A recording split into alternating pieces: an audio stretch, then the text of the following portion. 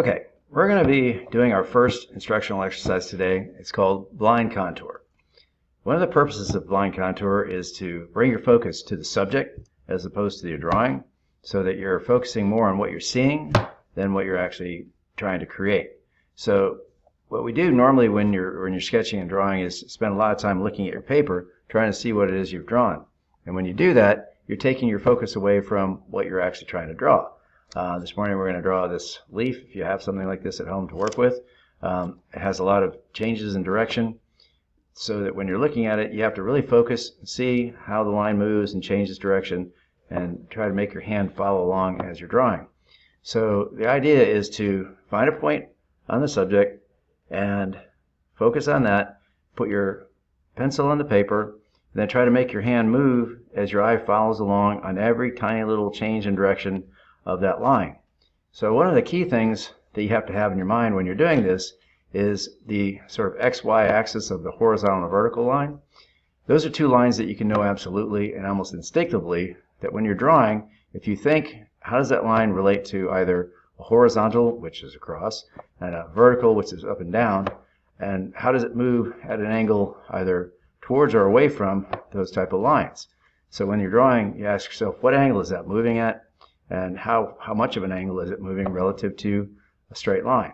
So when you're thinking that, when you're looking at the subject and you're trying to make your hand move, then your hand then moves almost as a matter of a mathematical sort of angular response to what you're seeing. So if you ever had geometry class and see all the different variations of angle, or if you think about a clock, your hand moves around the clock, and your mind has to start to relate to what you're seeing to those types of movement. Even a curved line is actually just a slight change in direction as the line moves around the curve. So for this project, what I want you to do is take the time, slow down, because it's kind of a natural thing to actually try to want to whisk through the lines and suggest what it is you're doing very quickly. But this isn't about that. This is about slowing down, taking the time to really make those lines as accurate as possible, and look very intently on the subject, and again, spend time on it. Don't move quickly through it, because if you do, then you're going to miss things. And in the end, you want to develop a hand and eye coordination between what you're seeing and what your hand is doing. And as much as this exercise may seem a little silly, it actually is what you should be doing every time you're sketching. You should be looking at the subject, not at your paper, while your hand's moving, so that you're giving your hand the confidence that it needs to actually make that movement without looking at what you're doing.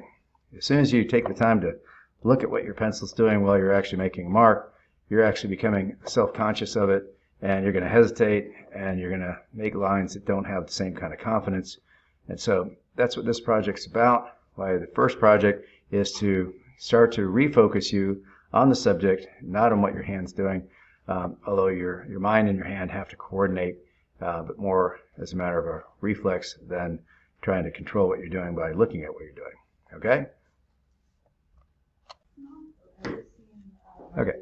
So what I'm doing now is just, guys, shh.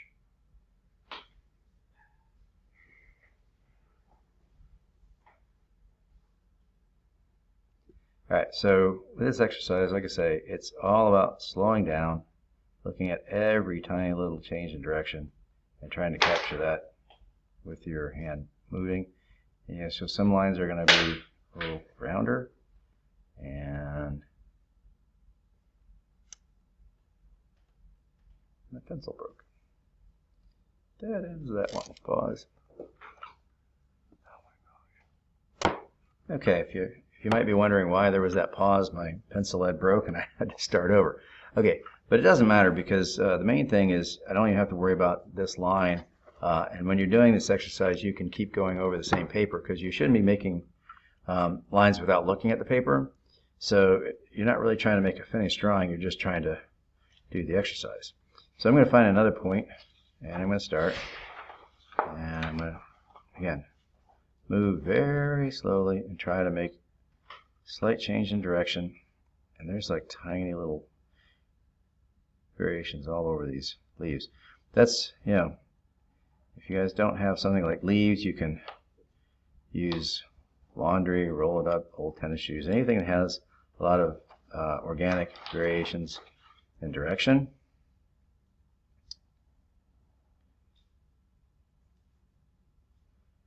And something that will keep you, focused for a little while.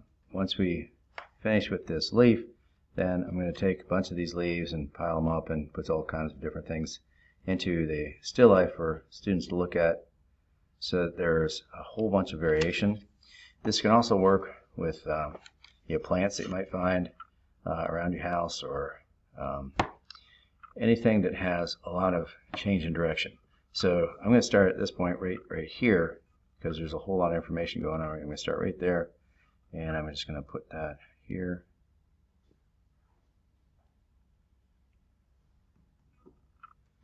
Now, doing this demonstration, there's a tendency to want to hurry up and get through it, because you're probably going to be sitting there watching this going, boy, this is really not very exciting to watch. But the key to this is to get through that anxiety of wanting to get things done fast and just slow down. Really take the time to capture everything that you're seeing. So one of the key takeaways from this exercise is building a foundation for the patience that it takes to actually do work of art, or anything that's going to be done well requires patience, not something that's readily available without developing it.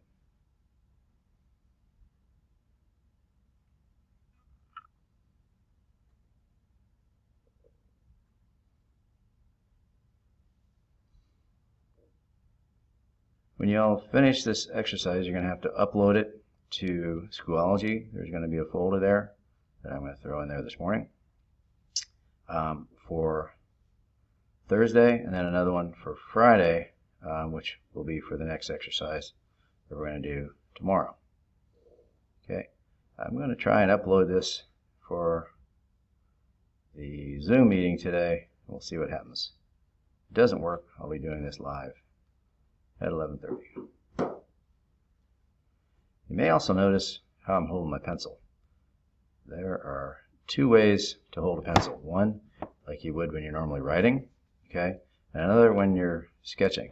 I just didn't intentionally hold my hand this way when I was drawing. It just was the most comfortable way I felt to actually do what I was doing. You can do it either way. This tends to be a little more restrictive in movement. You don't have the sense of being able to use your sort of body movement and arm when you're drawing as much as you can when you hold it between your thumb and forefinger. So kind of the reverse way of holding a pencil. This is for a looser and more sensitive reaction to the line, and this is for a little more controlled, say like when you're writing. So it's your choice what you feel comfortable working with. So not sure, okay, that's where I ended. So then just find a point to start again. So one thing about this exercise, you're going to do it. You can start with one thing. Then I want you to find a series of things where you're going to do what's called an extended blind contour. Okay, so when you're going to not just look at this one shape, you're going to look at a number of different shapes, and you're going to start making a line, and then you can take it a minute, look at it, and say, okay, you may want to go back and change that line a little bit. You may say, well, I really didn't get this line very well, so I'm going to go back and I'm just going to draw over it. I'm not going to try and erase it. Just going to kind of make the line again, and then continue on from that spot. So you can do a drawing where it's going to come out looking a little more like the subject that you're trying to draw, because you're taking time to stop in between marks and look at what you've done. Initially, I didn't want you to do that. It should have looked something like this, sort of a random looking shape. It doesn't look like a leaf as much as the lines themselves take on the character of the leaf. That's the key to this. Your line should have the character. It should actually look exactly like the leaf, because you're not going to make the turns in the exact right spots. There is some correlation between what's here and what's there, but it's not exactly right. And the main thing is there's a lot of subtle variations that you wouldn't get if you were just sketching this out and trying to draw it the way you normally would. So the idea is to spend at least 1 hour finding something, one subject, and then throwing maybe some old shirts, shoes, things like that together into a pile, and then working on that and doing more of an extended blind contour. You'll see some examples of that in the outline that I posted for this project. All right, so okay, so when you're working on this, you'll notice some not perfect video recording here. This is one of the first times I've tried doing this, and well, that's totally a lie. This is probably the 5th time I've tried doing this morning, and I've had to erase it and go back at it. One thing I'm finding, and if you're hopefully at home, you're not wearing this silly mask in your house. When you're working with this, you have to keep it under your glasses if you have glasses, because it fogs up your glasses if you don't. So that could be a challenge in itself. So hopefully if you're working at home, you're not dealing with that sort of aggravation. But it's one of the things you've got to deal with. So if you guys have any questions about what you're doing, please, shoot me a message. Or I'm going to actually do a Zoom meeting tomorrow at 11:30. So I'll try and do these at least 2 or 3 times a week. So if you do have questions about what we're doing, then you can get online and ask me about it. And so that's all I got to say for this particular one. All right. Signing out.